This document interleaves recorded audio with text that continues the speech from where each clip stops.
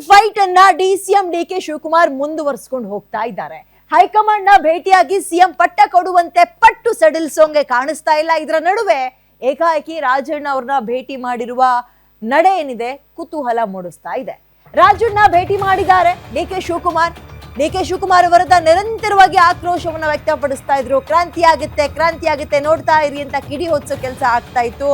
ಇದರ ನಡುವೆ ಎಲ್ಲಿ ಕಿಡಿ ಆರಂಭ ಆಗುತ್ತೋ ಅಲ್ಲೇ ತಣ್ಣಗ್ ಮಾಡೋಣ ಫಸ್ಟ್ ಅಂತ ಒಂದು ಪ್ಲಾನ್ ಮಾಡ್ದಂಗೆ ಕಾಣಿಸ್ತಾ ಇದೆ ಡಿಕೆ ಶಿವಕುಮಾರ್.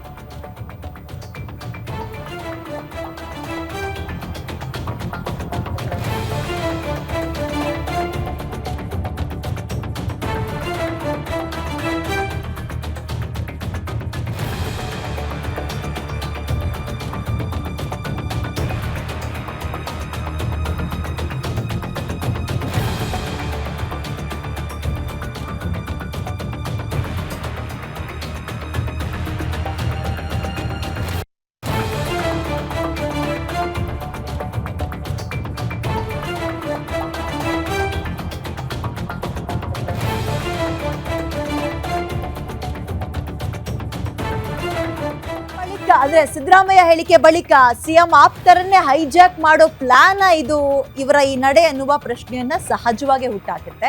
ಹಾಗಾಗಿ ರಾಜಣ್ಣನನ್ನ ವಿಶ್ವಾಸಕ್ಕೆ ತೆಗೆದುಕೊಳ್ಳುವ ಪ್ರಯತ್ನಕ್ಕೆ ಡಿಕೆ ಶಿವಕುಮಾರ್ ಮುಂದಾದ್ರ. ಸಿದ್ದರಾಮಯ್ಯ ಪರ ಇರುವ ರಾಜಣ್ಣ ಅಷ್ಟೊಂದು ಸುಲಭವಾಗಿ ಈ ಕಡೆಗೆ ವಾಲ್ತಾರ, ಅದು ಮತ್ತೊಂದು ರೀತಿಯ ಪ್ರಶ್ನೆ. ಒಂದಂತೂ ನಿಜ, ತಂತ್ರಗಾರಿಕೆಗಳಲ್ಲಿ ಎಲ್ಲಿ ಬಂಡಾಯ ಅಥವಾ ಎಲ್ಲಿ ವಿರೋಧಗಳು ವ್ಯಕ್ತವಾಗುತ್ತೋ ಅದನ್ನ ಮೇಲ್ನೋಟಕ್ಕಲ್ಲ ಬುಡದಿಂದಲೇ ತಣ್ಣಗೆ ಮಾಡ್ಬಿಟ್ರೆ ಸೇಫ್ ಅಲ್ವಾ. ಡಿಕೆ ಭೇಟಿ ಬಗ್ಗೆ ಮಾಜಿ ಸಚಿವ KN ರಾಜಣ್ಣ ಈಗ ಪ್ರತಿಕ್ರಿಯೆ ಕೊಟ್ಟಿದ್ದಾರೆ. ಯಾಕೆ ಭೇಟಿ ಮಾಡಕ್ ಬಂದಿದ್ರು ಅಂತ. ಡಿಕೆ ಶಿವಕುಮಾರ್ ಪಾರ್ಟಿಯ ಅಧ್ಯಕ್ಷರಾಗಿ ನನ್ನನ್ನ ಭೇಟಿ ಮಾಡಿದ್ರು, KPCC ಅಧ್ಯಕ್ಷರಾಗಿ ಅಂತ. ಇದರಲ್ಲಿ ಯಾವುದೇ ಪ್ರಮುಖ ವಿಚಾರ ಇಲ್ಲ ಅಂತ ವಿಚಾರ ಹೈಡ್ ಮಾಡೋ ಪ್ರಯತ್ನನ. ಪಕ್ಷ ಸಂಘಟನೆ ಬಗ್ಗೆ ಮಾತಾಡಿದ್ರು, ಆಯ್ತು ಮಾಡೋಣ ಅಂದೆ.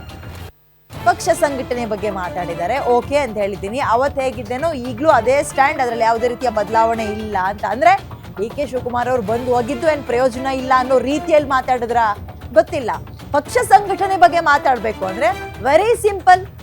ಈಗ ಎಲ್ಲರೂ ಕೂಡ ಸೆಷನ್ ಅಲ್ಲಿ ಸಿಕ್ಕಿದ್ರು, ಡಿನ್ನರ್ ಮೀಟಿಂಗ್ ಗಳನ್ನು ಮಾಡಿದ್ದಾರೆ. ಅದು ಆಗ್ಲಿಲ್ಲ ಅಂದ್ರೆ ರಾಜ್ಯಕ್ಕೆ ಈಗ ಆಲ್ರೆಡಿ ವಾಪಸ್ ಬೆಂಗಳೂರಿಗೆ ಬಂದಿದ್ದಾರೆ. ಕಾಂಗ್ರೆಸ್ ಎಲ್ಲ MLA ಗಳನ್ನ ಕರೆಸಿ, ಮಿನಿಸ್ಟರ್ಗಳನ್ನ ಕರೆಸಿ ಪಕ್ಷ ಸಂಘಟನೆ ಮಾಡೋಣ ಅಂತ ಓವರ್ ಆಲ್ ಆಗಿ ಒಂದು ಮೀಟಿಂಗ್ ಮಾಡಿದ್ರೆ ಮುಗ್ದೋಗ್ತಾ ಇತ್ತು. ಒಬ್ಬೊಬ್ರನ್ನೇ ಭೇಟಿ ಮಾಡಿ ಮೀಟ್ ಮಾಡಿ ಇದ್ರ ಬಗ್ಗೆ ಚರ್ಚೆ ಮಾಡೋ ಅಗತ್ಯ ಇದೆಯಾ?